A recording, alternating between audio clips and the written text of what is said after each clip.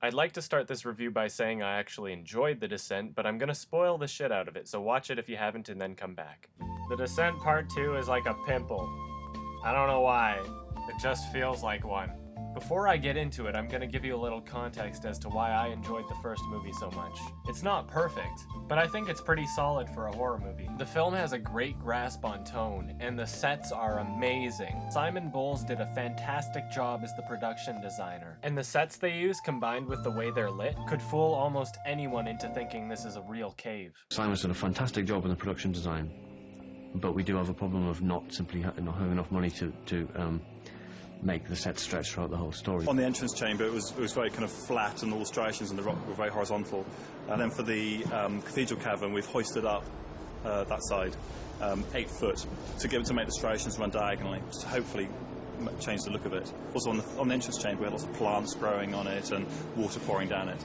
The cathedral cavern was very dry. What I like about The Descent is that it's not your typical horror movie. There's no cheesy love story going on with underdeveloped characters you care nothing about. Believe it or not, there are actually subtleties in the film. Horror movies use different tactics to scare you, and a lot of them use the same ones over and over, but I thought The Descent was pretty versatile. It's not just a movie filled with boo! Ha! You were startled. You can get dehydration, disorientation, claustrophobia, panic attacks, paranoia, hallucinations.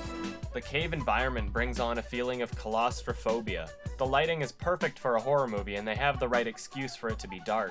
The cinematography is well done. It has a good score that helps set the tone without forcing it on you. It achieves what it set out to accomplish, and that's the most important. Again, it's not a perfect movie. Sure, a girl has a conversation after being stabbed in the throat, and the characters could be a little more rounded. But I think Neil Marshall proved himself with this movie in some way. What I love about Neil Marshall is that I know that he enjoys what he's doing. I can't get enough of it. It's just the best job in the universe, and I've loved every second of it. Doomsday's terrible, but I enjoy it when I'm not taking it seriously. He's just having fun. And then there's this pimple. And it's not just like a regular pimple. It's one of those pimples that hurts like a bitch because it's in a place where you don't often get them. Like an ass pimple. Except The Descent was a nice ass. The director is the Oscar-nominated editor for the first film, and maybe he should just stick to editing.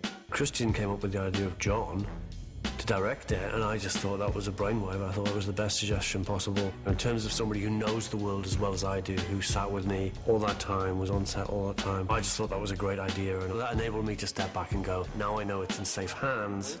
Brilliant. Are they good friends? Is it rude to tell your friend that they raped your baby? The movie opens up with a big fuck you to anybody that watched the first movie. Yep, that's right, Sarah made it out of the cave. Does it matter that her escape turned out to be a hallucination at the end of the first movie? Now let's just fuck that and use the American ending where they cut the movie a minute and 15 seconds short because it was too sad. So yeah, she makes it out of the cave then. But they didn't stay consistent with either of these endings. Like, did she really see the ghost of Juno? And where's her car? She had a working vehicle. I guess maybe they saw the opening scene for High Tension and were like, hey, that looks good, let's just do that. See, the problem with naming it The Descent Part 2 is that it implies continuity. Were you trying to trick people into thinking this wasn't just another leech off of an earlier success? So there's a rescue team looking for the girls at Borum Caverns, and the writers were like, how can we make it so that there's a rescue team looking for them after only like 2 days? So they add in that Juno is some senator's niece. Does that even help much? It's been 2 days since they left. They went spelunking, it's not like they'll be back in an hour. Anyway, it's this scene that we're introduced to some new characters. 2 of them being extremely underdeveloped characters in a cheesy relationship.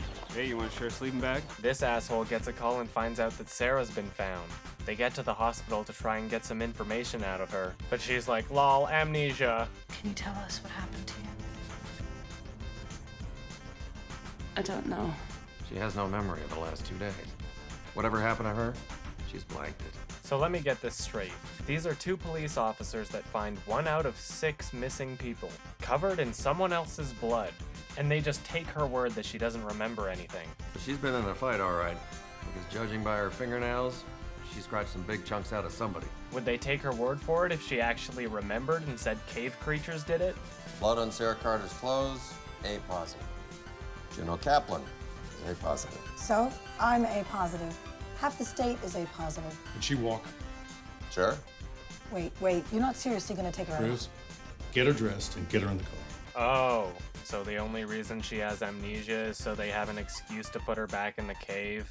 These cops fucking suck. So then they get a dog to sniff out which entrance Sarah came out of, because although they know that the girls aren't in the cave that they're supposed to be in, for some reason they assume that they're still in a cave. How do they know that they were even in a cave? Sarah sure as hell doesn't know where she came from. Not only does he not lead them to where she apparently came out the first movie at all, but he totally pretends like he knows where he's going, and he just happens to wind up at some mine shaft that's connected to the same cave. Does that mean where she came out of was really, really close by? Because when they go through the mine entrance, they have to go down a very, very long way to get to where the first movie took place. So then this asshole calls the search and rescue characters, telling them to keep it quiet that a dog picked up her scent near a mine. What a dick! You're just gonna let all those people continue searching for them when you know that no one's in Borum Caverns? So the police officers must watch a lot of soap operas because they bring Amnesia Girl along and they're like, oh, maybe we can jog your memory. And at this point they should realize that their dog is retarded because they have to cut through a chain to get in the place. And there's a bunch of shit covering the hole. It's a fucking elevator shaft. Do they think that she came out of here?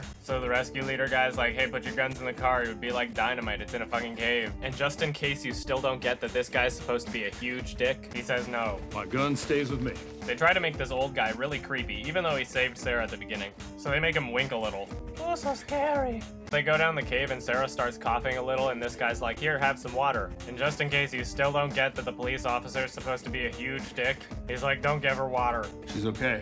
Hey, remember that sequence in the first movie where you first see the insides of the caves? Each shot fades into the other, implying passage of time, while the scenery slowly sucks you into the story. The people who made The Descent Part 2 were like, yeah, we can do that, except they couldn't. If you're trying to make me feel claustrophobic, maybe you shouldn't be in a huge hallway. So after some retarded banter between characters that have no character, Well, you're hot. they ask Sarah if she recognizes anything. And what she should be saying is, I have amnesia. And I think it's obvious I didn't come from this way considering the effort we took to getting in. And then she hallucinates a crawler and they're like, don't worry, it's just your mind playing tricks on you. You crazy lady.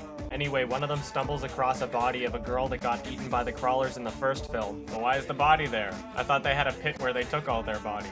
But something that I'd like to point out here is notice one light source. Now notice how everything's lit anyway. You can't make us feel like we're in a cave when everything's fucking lit with studio lighting. You were with Neil Marshall on the first film, you should know this. I didn't want there to be any kind of real gratuitous light sources in this caves. I mean, it's proving a problem as we're filming it to suddenly think, well, how are we actually going to light this scene because they've only got, you know, a box of matches on them. So, right, well, we use a box of matches. I don't know how we're going to do it, but we use a box of matches. Toward the end of the film, though, they start setting things on fire, and it gets a bit easier for us. It was a rarity to see extra lighting in the first film, but this movie is just overkill. You have to strip them of their weapons. You've got to take away the light. That's when it becomes scary, and I think sort of the sending in the Marines thing, no.